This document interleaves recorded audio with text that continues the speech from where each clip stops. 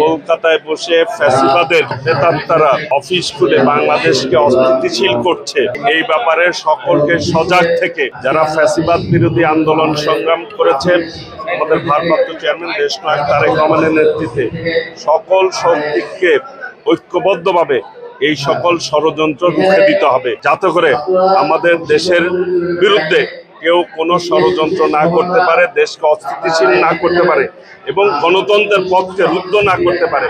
সেই ব্যাপারে সকলকে ঐক্যবদ্ধভাবে কাজ করতে হবে। ইতিমধ্যেই এই সরকার নির্বাচন দেওয়ার তারিখ ঘোষণা করেছে। রোজার আগে নির্বাচন হবে ইনশাআল্লাহ।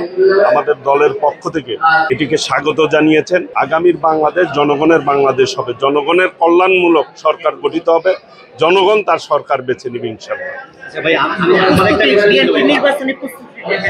বিএনপি একটি গণতান্ত্রিক দল, নির্বাচনমুখী দল।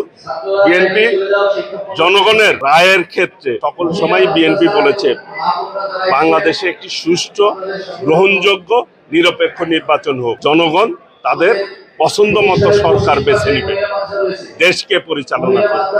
বিএনপি জনগণের দল, জনগণ সকল সময় বিএনপিকে গ্রহণ করেছে, ভবিষ্যতেও গ্রহণ করবে ইনশাআল্লাহ।